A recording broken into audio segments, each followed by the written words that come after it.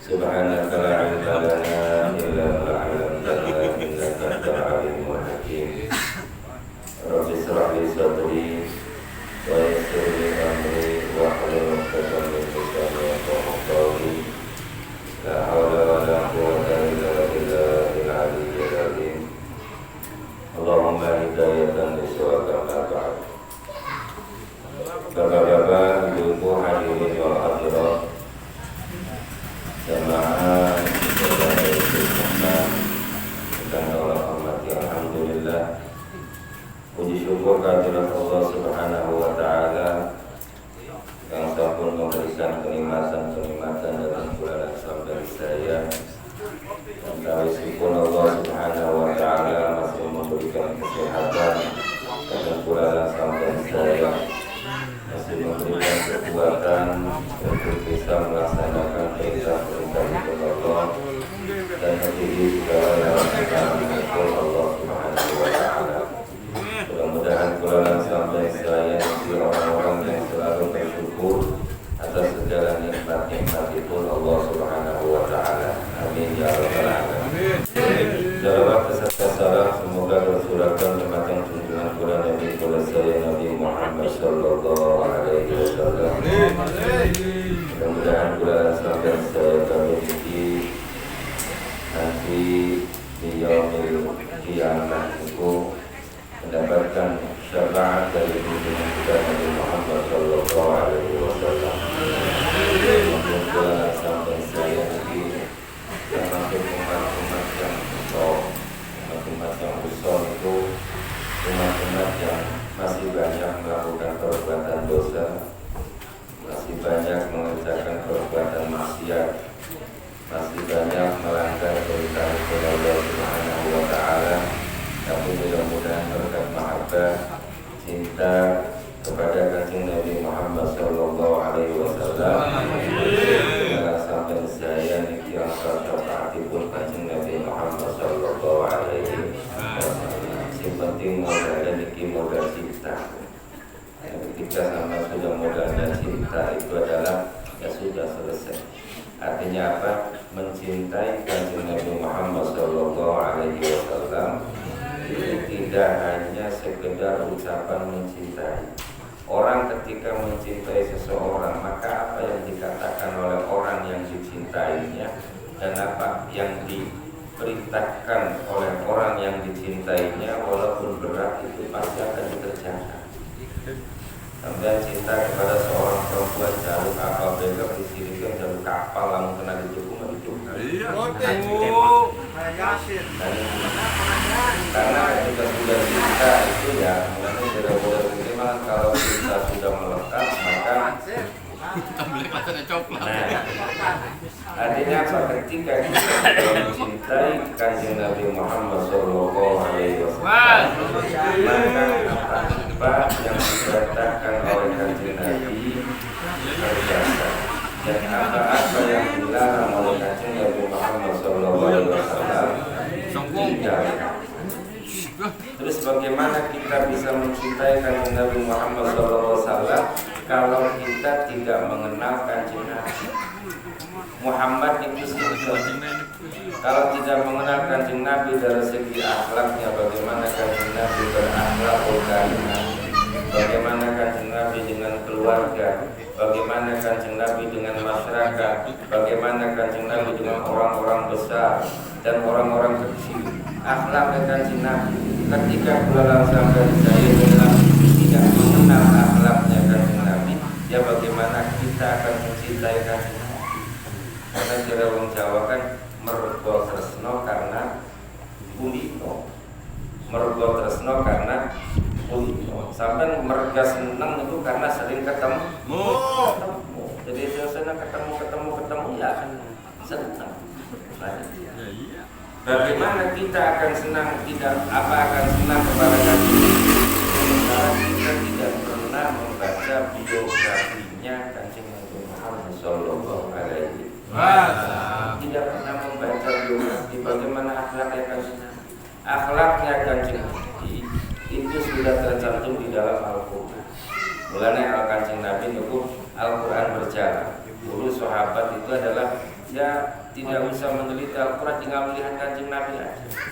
Bagaimana Kanjeng Nabi sholat, bagaimana Kanjeng Nabi makan, bagaimana Kanjeng Nabi tidur, bagaimana Kanjeng Nabi dengan keluarga dan lain sebagainya. Itu sudah tergambar dening napa sudah tergambar jelas di dalam Al-Quran. Akhlak Kanjeng Nabi Muhammad sallallahu alaihi wasallam. Laqad ja'akum rasulun min anfusikum azizun 'alaihi ma 'anittum harisun 'alaikum bil mu'minina raufur rahim. Sungguh telah datang seorang utusan dari golonganmu, yaitu Kanjeng Nabi Muhammad sallallahu alaihi wasallam. Yang Kanjeng Nabi Muhammad itu tidak tega, bukan tegel melihat umatnya menderita. Jadi salah satu-satunya orang yang tidak tega melihat penderitaannya umat itu Kanjeng Nabi. Kanjeng Nabi itu aslinya bilang sampean menderita itu bukan senang. Mulanya semua umatnya Kanjeng Nabi Muhammad SAW semua umatnya Kanjeng Nabi masuk surga kecuali sing pikir. Jadi ilaman apa? Semuanya masuk surga kecuali wong sing pikir. Sahabat itu takutnya Rasul, apa anda wong sing pikir diajak mancing surga? Ya. Siapa orang yang tidak mau diajak mancing surga? Orang yang tidak mau diajak ibadah kepada Allah Subhanahu wa ta'ala. Sholat di dalam, ngaji di dalam, puasa di dalam. Jadi orang yang tidak mau diajak berbuat kebaikan itu pada dasarnya orang yang tidak mau diajak masuk dalam surga. Kanjeng Nabi Muhammad SAW itu adalah dari atas sampai terus silsilahnya itu adalah tidak ada yang jelas. Dari nasabun tahsibul ula bi'ulahu qalladat tanujumahal dosa habbadah itu sudah diwakahori angkati yati madul asma'u hafidhul ilah ukaramatan li Muhammadin aba'ahul amjadasawunal nalis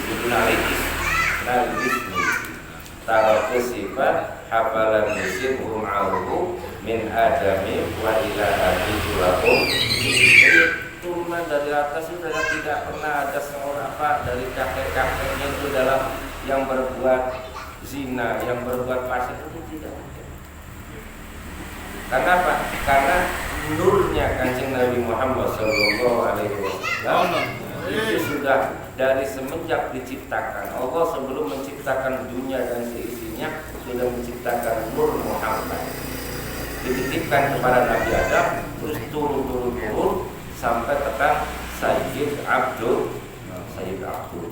Nah dari Sayyid Abdullah terus dimasukkan ke dalam rahimnya Siti Aminah, maka keluarlah Kanjeng Nabi Muhammad sallallahu alaihi Muhammad bin Abdullah bin Abdul Muttalib bin Hashim bin Abdul Manaf bin Qusay bin Kilab bin Murrah bin Ka'ab bin Lu'ay bin Walid bin Fihr bin Malik bin Nadar bin Kinanah bin Husaimah bin Mudrikah bin Ilyas bin Mudar bin Nizar bin Ba'ad bin Adnan bin Ad bin Udad bin Hamaisan bin Salaman bin Banat bin Fitrah bin Hamal bin Ismail alaihi bin Ibrahim bin Nazar bin Taruh bin Naqor bin Saruh bin Natu bin Bali bin Arfahsyad bin Syam bin Nuh bin Lamak bin Matusali bin Ahnu bin Idris bin Midlayil bin Kinah bin Anus bin Sis bin Adam alaihi nasabnya kan Nabi Muhammad sallallahu alaihi wasallam.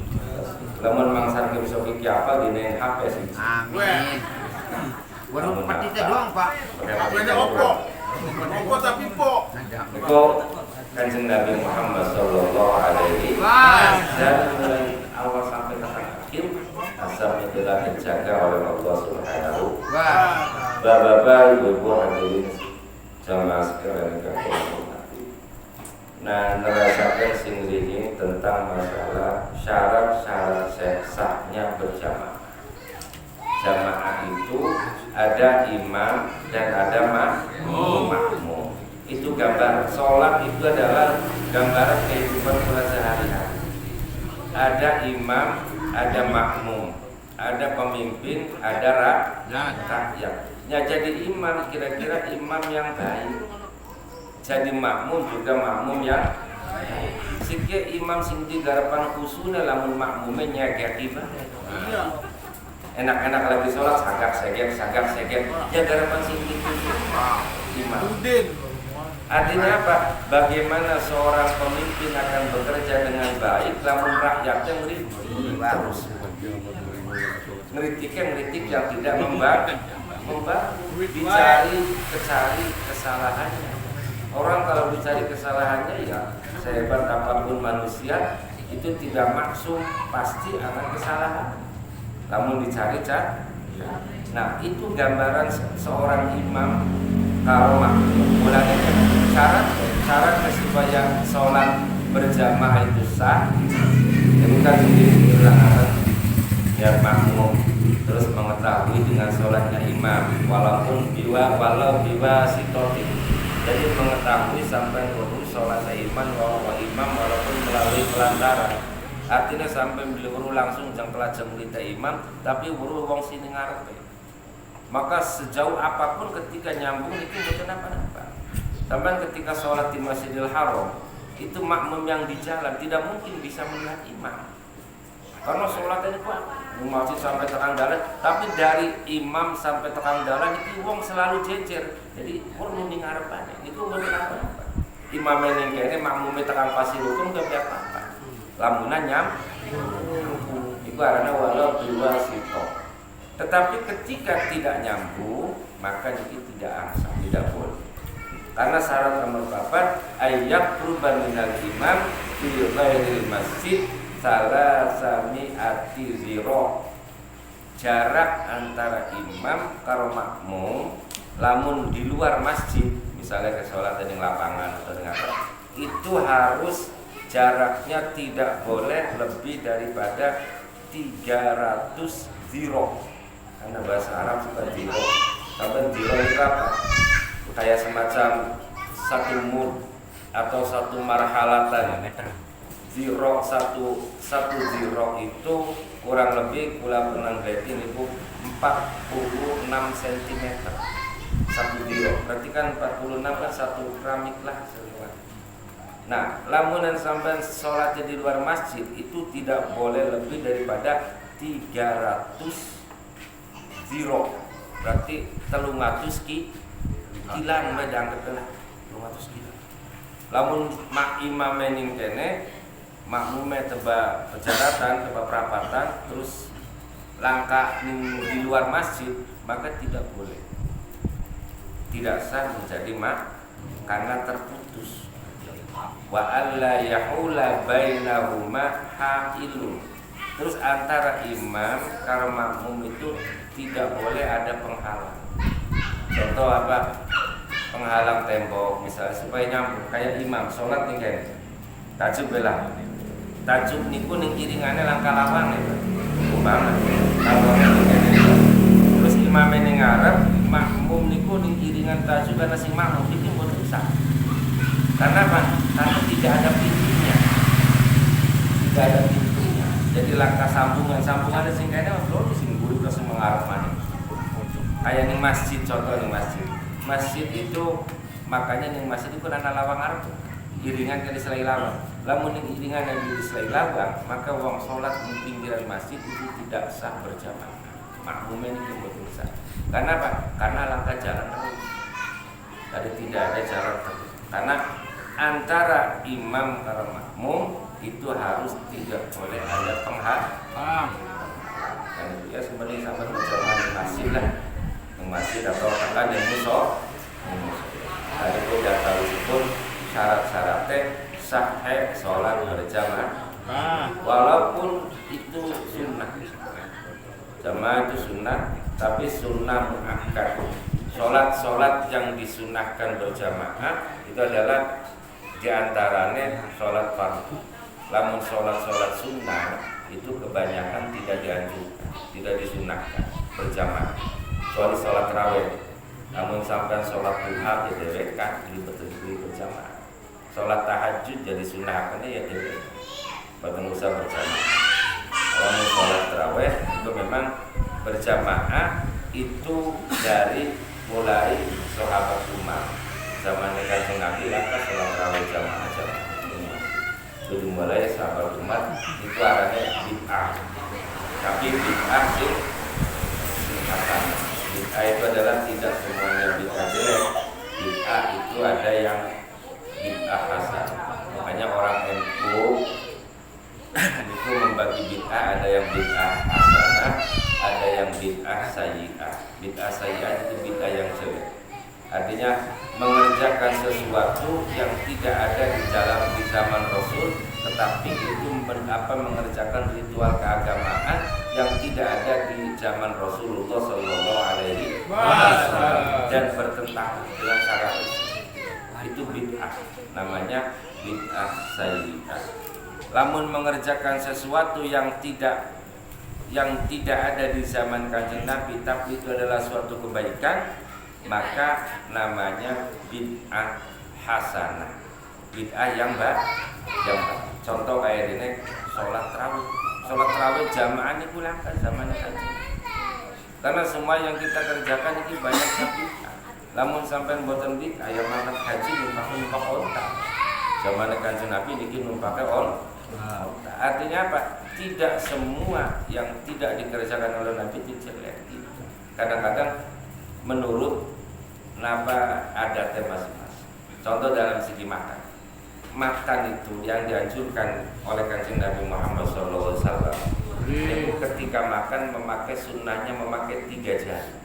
3 jari tek terus dipakai. Itu sunnah. Kenapa 3 jari dengar kan mangannya kan koma enak. Kalau sok sehingga mangan soto karo koma. Mau kan itu.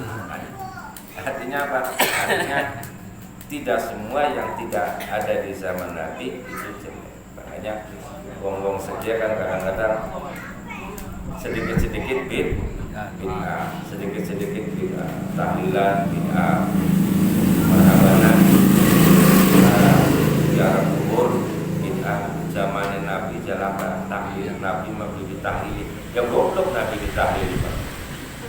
Tahlil kan isinya kan dongakakan. Berapa sahabat dongakakan Kanjeng Nabi? Wong Kanjeng Nabi wis jamin suarane masih didongakakan. Jadi tidak bisa. Jadi tahlil itu hanya sekedar bacaan karena orang Indonesia kan ketika dikerjakan kan misalnya tahlil kan macalah ilaha illallah namanya tahlil. Lamun wis dikerjakan arane tahlil lah. Jadi adalah tahlilan. Lamun durung dikerjakan arane tahlil. Klambi lamun durung dinggo arane klambi, lamun wis dinggo klambian. Klambi wis dinggo lanjut. Bukan cerok kan sih. Itu orang-orang itu. Jadi mulanya sampai ya pokoknya mah wis aja sing anu bid'ah. Karena zaman saat itu lu kadang-kadang sedikit bid'ah. Karena dengan pujian justru kan harus singgung. Akekan abal Quran hadis senang ngapirke marang liyane gapire dewe dadi gateke yen esi kotor ati akale yen esi kotor ati akale gampang kabujuk nafsu angkara ing pepae segebyare dunya ilang meri sukiye tangga mulya atine beteran iso mulya atine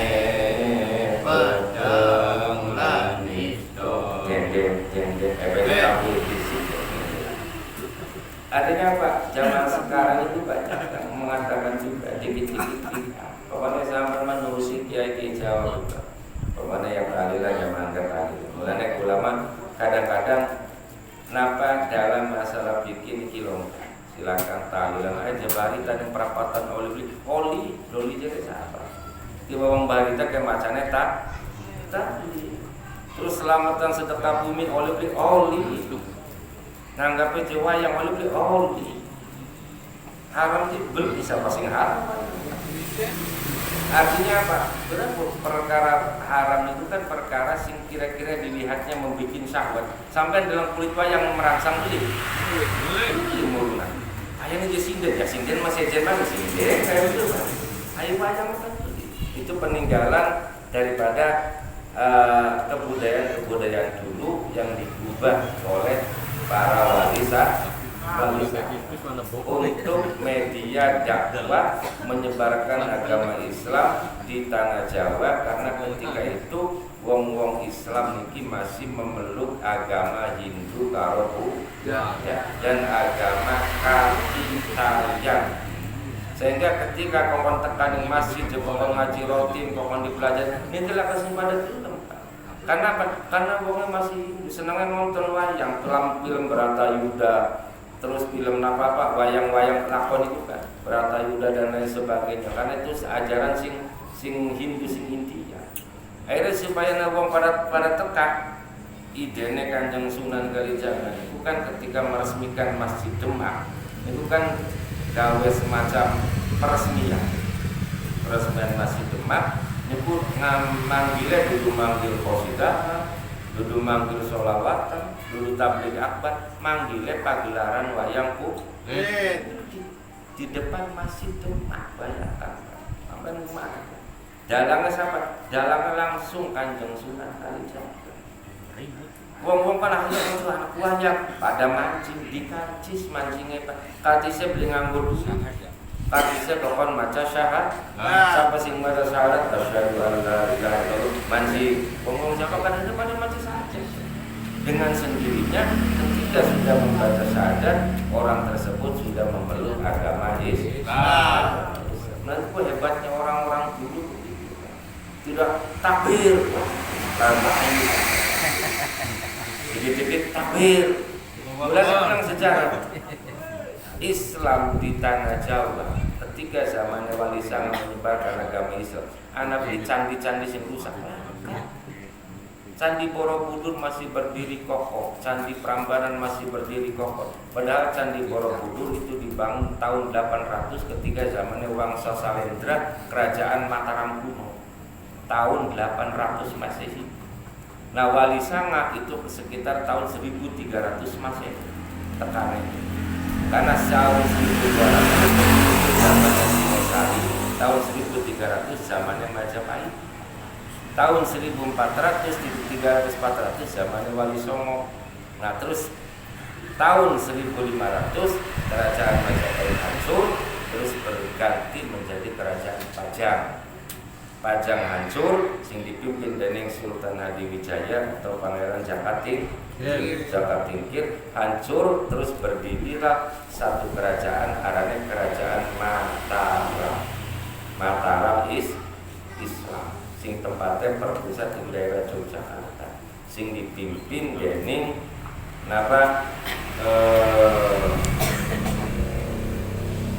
Raden siapa kelalen?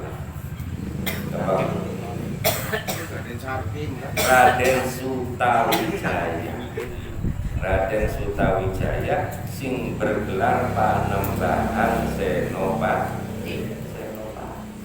Raden Sutawijaya Panembahan Senopati. Nah terus itu kerajaan Mataram tahun 1600. Nah mulai kerajaan Mataram terus mulai wong Belanda teka menjajah Indonesia ketika zamannya Sultan Agung, terus ketika zamannya Sultan Amangkurat itu mulai tekan Belanda. Wis tekan Belanda ya wis hancur. Karena Belanda sistemnya itu ngadu dong.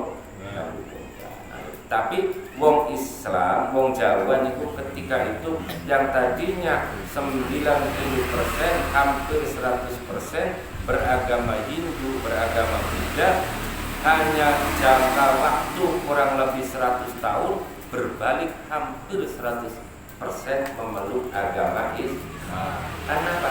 Perjuangan Wali Songo hebat. Terus perjuangannya beli pernah demo, beli pernah takbir, sing takbir mengopos. Jenggotnya berdoa sing dakwah. Sing takbir mah.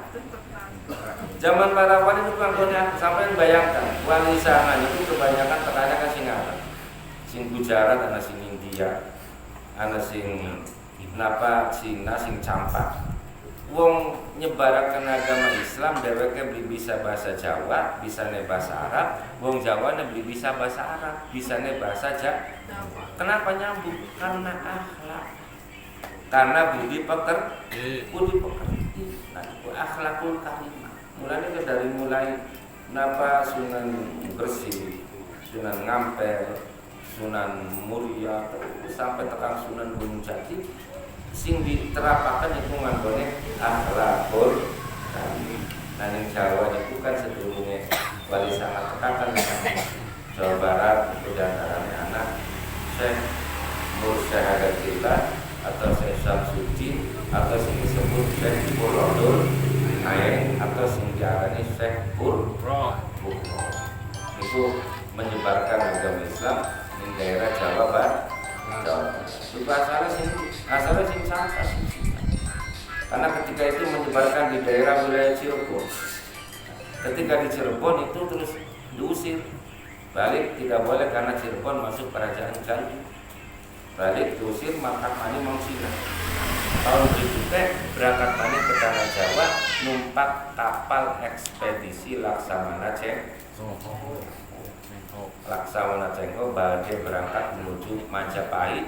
Dheweke numpak karong gawa muride, karong gawa santri. Muride niki sing aran wadon, sing arane Nyai Subang lah.